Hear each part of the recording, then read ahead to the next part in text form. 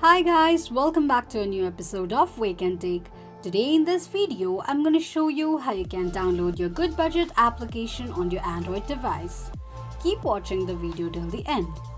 To download your Goodbudget application on your Android device, firstly go ahead and launch open your Play Store. On the search box at the top, type in Goodbudget and make a search. You're going to see the search results displayed on the screen. Simply tap on Install button right next to the application to begin the downloading process. While downloading an application, make sure that you are connected to a strong internet. Once the application is downloaded, tap on Open button to launch the application.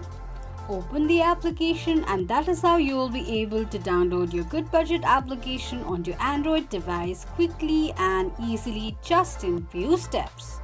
If you have any thoughts or queries, let us know in the comments section.